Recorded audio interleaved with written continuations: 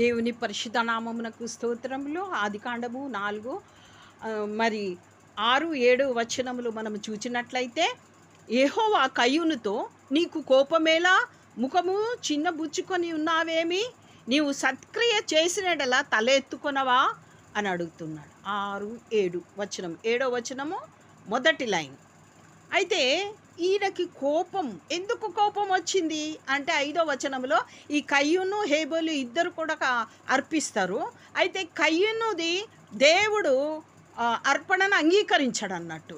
ఎందుకు అంగీకరించలేదు అంటే ఈయన లోపల కోపం ఉంది.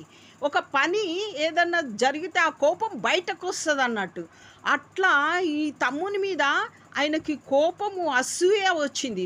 చూడండి, యాకోబు 1వ అధ్యాయం 20లో కోపము దేవుని నీతిని నెరవేర్చదు అంటే ఈయన నీతి కలవాడు కాడు అని అక్కడ మనకి తెలుస్తుంది.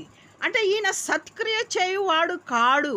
ఆయన పొలంలో నుంచి ఏదో కొంత నిర్లక్ష్య స్వభావంతో తీసుకొచ్చినాడు. అందుకే మనం దేవుని సన్నిధికి వచ్చినప్పుడు మన స్తుతులు, మన ఆరాధన, మనం నిర్లక్ష్యంతో కాక మనల్ని మనము ఒక శ్రద్ధ కలిగి, యెహోవా యందు భయము, భక్తి కలిగి మనము జీవించు వారమై ఉన్నాము. చూడండి, మరి ఇక్కడ 1 యోహాను 3:12లో తన క్రియలు చెడ్డవై తన సహోదరుని క్రియలు నీతి గలవునై ఉండెను కనుకనే కదా. చూడండి, తన క్రియలు ఎట్లున్నాయి? చెడ్డవై ఉన్నాయి. కయ్యూను క్రియలు చెడ్డవై ఉన్నాయి. అతను ఒక భక్తిహీనుడు, ఆయనలో యథార్థత లేదు. కాబట్టి ఆయన క్రియలు చెడ్డవయ్యన్నందున దేవుడు ఆయన అర్పణలు తీసుకోలేదు. అదేవిధంగా మనం కూడా మన మనస్సులో ఎవ్వరి మీద కూడా భక్తిగా ఉండి ప్రార్థనలు సఫల అవుతున్నటువంటి వారిని చూసి మనం అసూయపడద్దు, వారి మీద మనం కోపపడద్దు. ఈ కోపము దేవుని నీతిని నెరవేర్చదు. అంటే మనము దేవుని నీతి నెరవేర్చాలి అనంటే యథార్థవంతులమై మనల్ని మనం సరిచేసుకుని వారంగా ఉండాలి.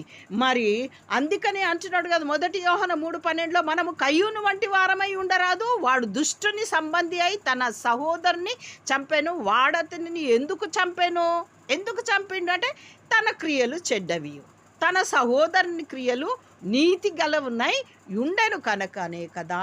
చూడండి, ఈ హేబేలు నీతి గలవాడు అంటే ఆయన ఏంటిది? యాకోబు 1:20లో ఆయనకు కోపం లేదు కాబట్టి, నీతి గలవాడు కాబట్టి ఆయన దేవుని నీతిని నెరవేర్చినాడు.